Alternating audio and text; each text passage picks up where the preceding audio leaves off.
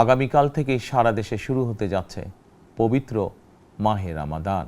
আমি দেশবাসীকে পবিত্র মাহে রামাদানের শুভেচ্ছা জানাই। রামাদান আত্মশুদ্ধির মাস। আমরা যদি আত্মশুদ্ধি শব্দটির মর্মার্থ উপলব্ধি করি, তাহলে এই মাসে মানুষের ভোগান্তি বাড়ার কথা নয়।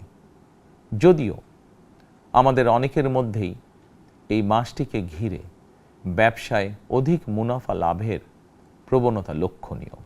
আপনাদের প্রতি আমার বিনীত আহ্বান, রামাদানের পবিত্রতা রক্ষার্থে এই মাসটিকে আপনারা ব্যবসা মুনাফা লাভের মাস হিসাবে বিকাশ পেমেন্টে 10,000 টাকার বেশি অফার, শপিং চলছে তো পরিগণিত করবেন না।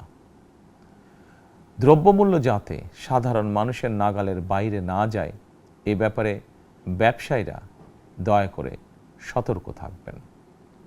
হাজারো প্রাণের বিনিময় একটি মাফিয়া সিন্ডিকেটের পতন ঘটিয়ে রাষ্ট্র এবং সরকারের জনগণের অধিকার প্রতিষ্ঠার অঙ্গীকার নিয়েই আমরা রাষ্ট্র পরিচালনার দায়িত্ব গ্রহণ করেছি।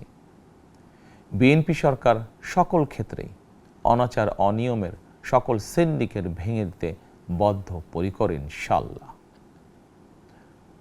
ক্ষুদ্র মাঝারি কিংবা ছোট বড় সকল ব্যবসায়ীদের প্রতি বর্তমান সরকারের দৃষ্টিভঙ্গি সহজ এবং স্পষ্ট।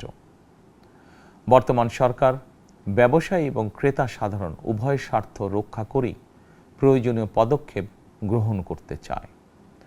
সুতরাং সরকারের পক্ষ থেকে কী ধরনের উদ্যোগ গ্রহণ করলে বাজার পরিস্থিতি নিয়ন্ত্রণে থাকবে কিংবা ক্রেতা বিক্রেতা উভয়েরই স্বার্থ রক্ষা হবে, এ ব্যাপারে আপনাদের যে কোনো ধরনের পরামর্শ কিংবা অভিযোগ শুনতে সরকার প্রস্তুত।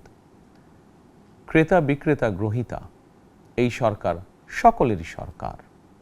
এই সরকার আপনাদেরই সরকার। আপনারাই ভোটের মাধ্যমে এই সরকারকে রাষ্ট্র পরিচালনার দায়িত্ব দিয়েছেন। আপনারাই এই সরকারের শক্তি।